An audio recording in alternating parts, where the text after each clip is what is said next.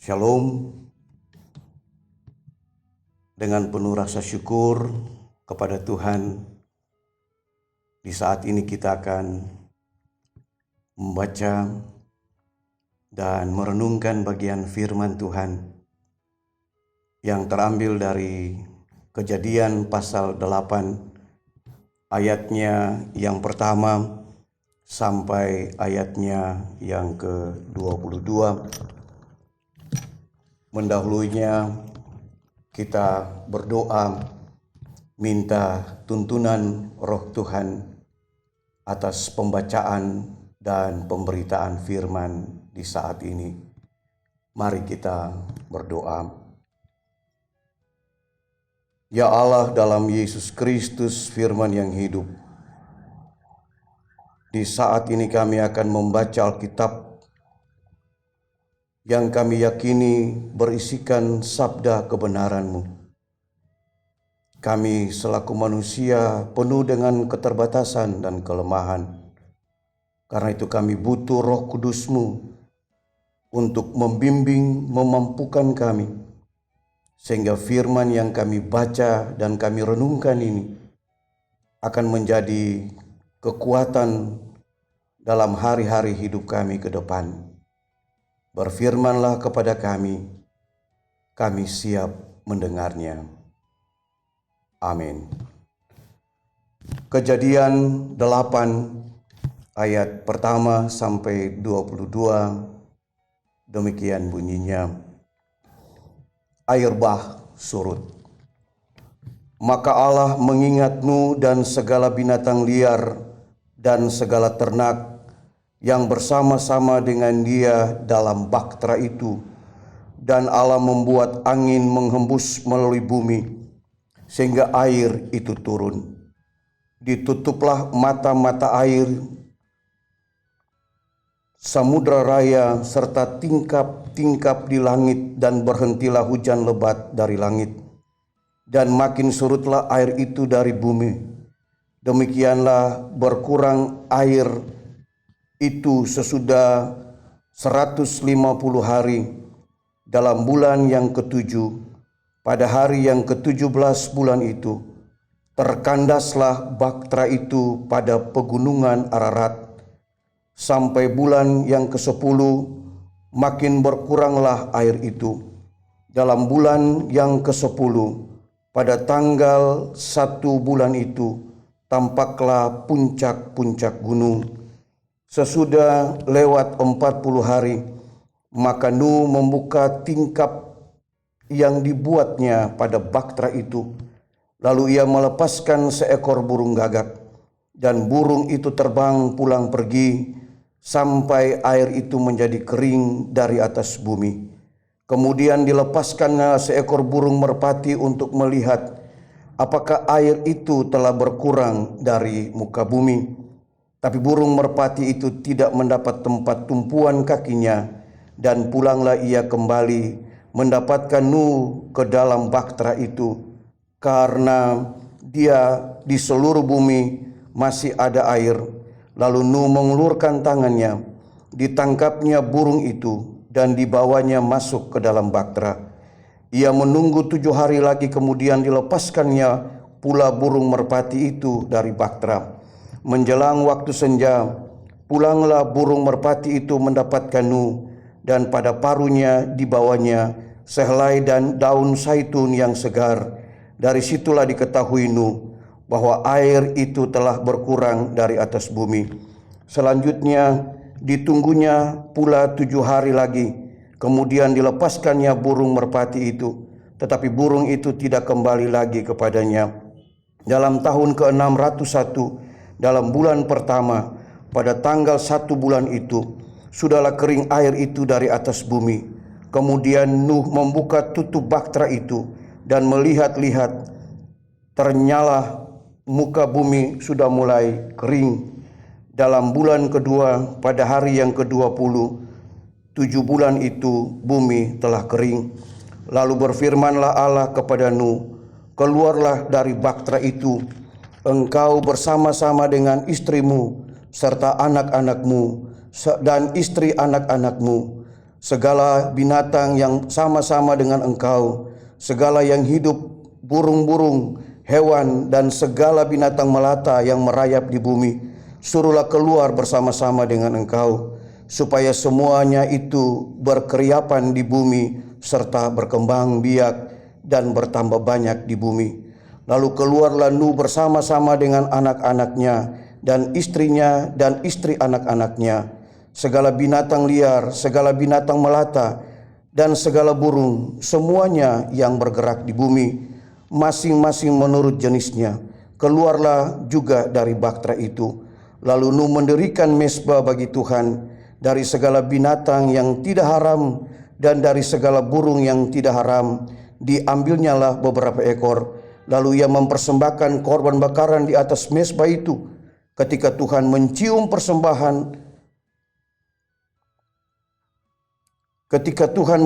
persembahan yang harum itu, berfirmanlah Tuhan dalam hatinya, "Aku takkan mengutuk bumi ini lagi karena manusia, sekalipun yang ditimbulkannya adalah jahat dari sejak kecilnya, dan aku takkan membinasakan lagi segala yang hidup seperti yang telah kulakukan. Selama bumi masih ada, takkan berhenti-henti musim menabur dan menuai, dingin dan panas, kemarau dan hujan, siang dan malam." Demikianlah bahagian firman Tuhan. Persekutuan yang Tuhan Yesus Kristus kasihi, kita semua tentu bersyukur diberikan kehidupan oleh Tuhan. Kehidupan yang Tuhan anugerahkan itu telah kita nikmati dari waktu ke waktu sampai saat ini. Kita bersyukur ditempatkan oleh Tuhan di bumi yang indah, yang subur, yang penuh dengan berbagai aneka ragam makhluk hidup, tumbuh-tumbuhan. Semuanya ini Allah berikan, Allah ciptakan kepada manusia dan makhluk ciptaan lainnya. Apa yang Allah berikan kepada manusia adalah sesuatu yang kemudian bisa dipertanggungjawabkan oleh manusia, yaitu dengan membela dan merawat kehidupan. Kita semua sudah menikmati kekayaan alam. Apa yang ada di bumi ini dari generasi ke generasi, kita semua sudah menikmatinya.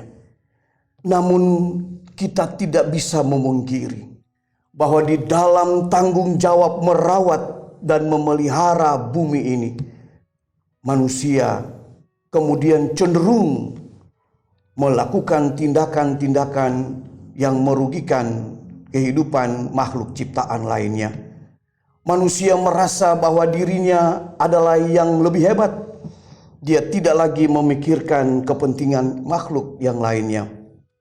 Hal inilah yang membuat manusia merasa sewenang-wenang atas kehidupan di bumi ini.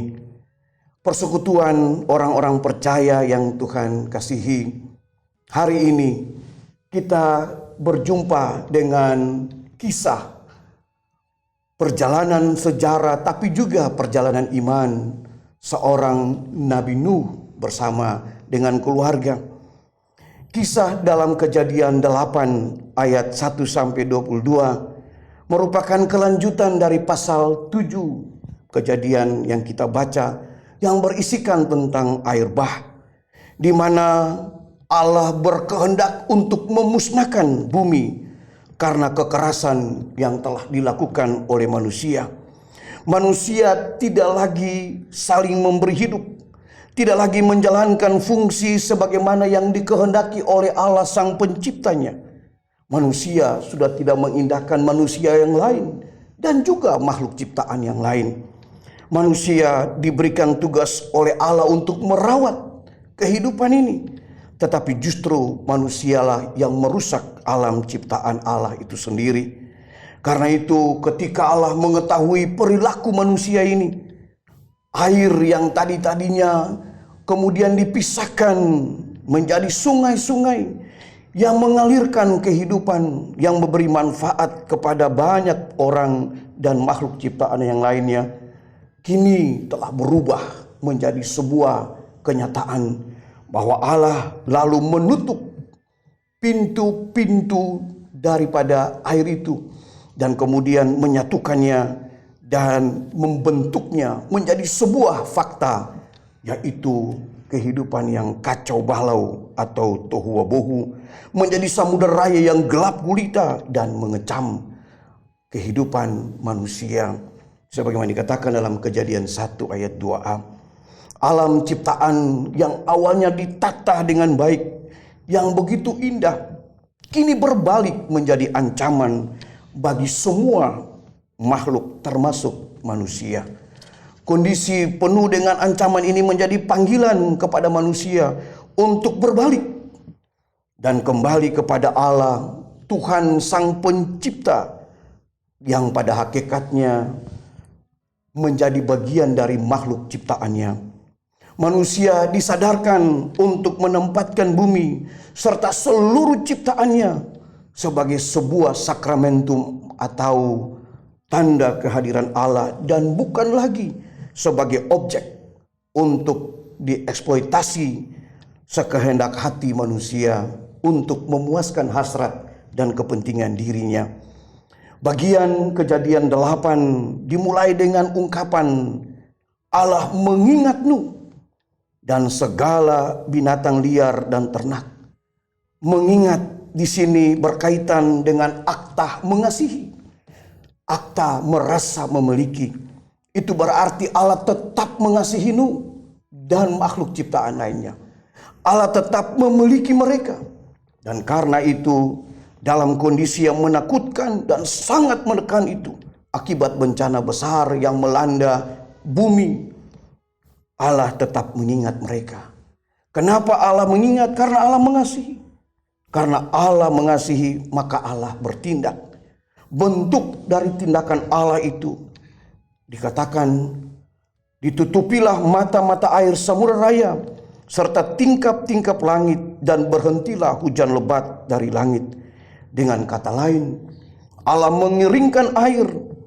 Tindakan Allah mengeringkan air menunjukkan bahwa Allah lebih berkuasa dari kuasa samudera raya, dan dengan menumbuhkan kembali tunas pohon zaitun yang segar dan bermanfaat itu, Allah kembali membuat manusia dan makhluk lainnya mengakui bahwa Allah yang mampu merubah ancaman kematian karena bencana menjadi sebuah kehidupan yang lebih baik. Pada ayatnya yang ke-15 sampai ayat yang ke-16 dikatakan air surut. Lalu Allah memerintahkan Nuh dan seluruh keluarga bersama-sama semua binatang yang ada di bahtera itu untuk keluar. Kalimat bersama-sama dengan semua binatang yang bersama-sama dengan Nuh hendak menekankan bahwa penyelamatan yang dilakukan oleh Allah adalah penyelamatan yang mencakup baik manusia maupun binatang-binatang. Tuhan tidak hanya memberi perhatian kepada manusia, tetapi kepada semua binatang dan makhluk ciptaan lainnya. Sebab Tuhan menghendaki agar manusia bersama ciptaan lainnya memenuhi bumi, mendiaminya, serta saling membutuhkan satu terhadap yang lain. Hal yang menarik yang ditunjukkan oleh Nuh sebagaimana pada ayatnya yang ke-20, Nuh kemudian mendirikan mezbah di bumi dan mempersembahkan korban bagi Tuhan. Mezbah adalah tempat suci bagi Tuhan. Di atasnya berbagai persembahan diberikan kepada Tuhan.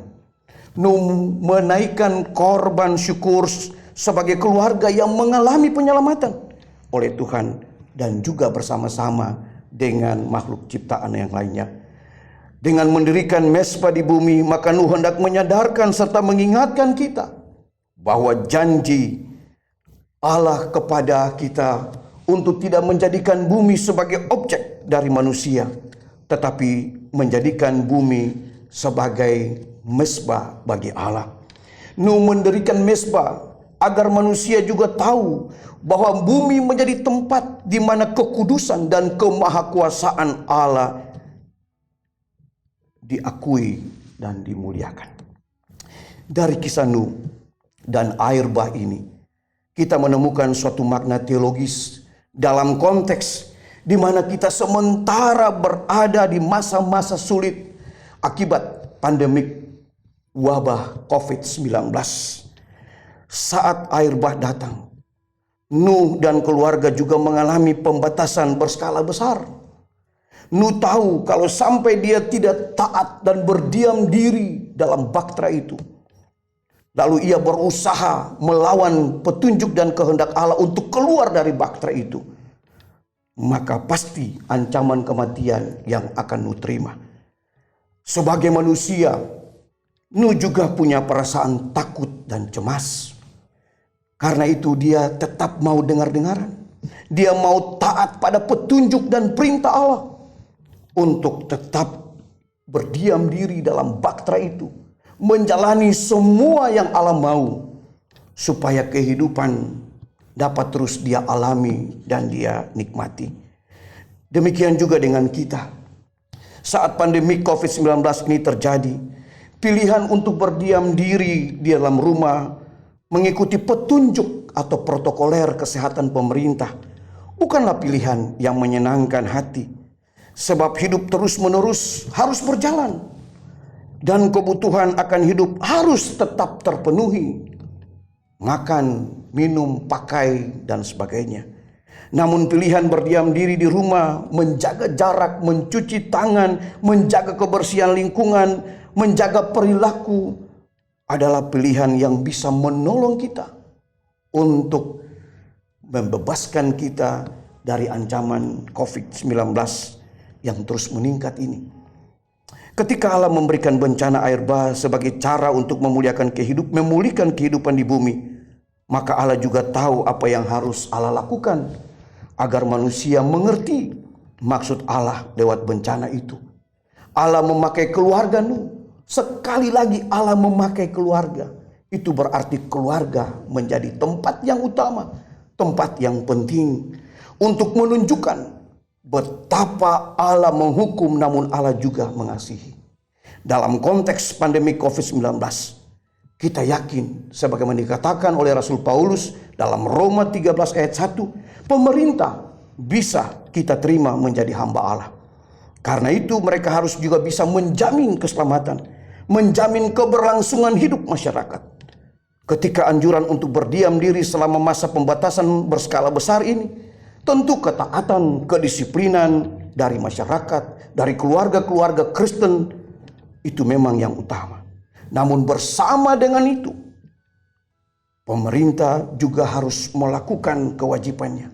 Pemerintah harus jujur, pemerintah harus melakukan tindakan-tindakan keadilan, tindakan-tindakan kemanusiaan yang bertujuan untuk memulihkan kehidupan masyarakat. Persekutuan orang-orang percaya yang Tuhan kasihi. Dari kisah Nuh ini, kita menemukan bagaimana Allah mau agar manusia dan ciptaan lainnya hidup berkenan dan mengikuti kehendak Allah.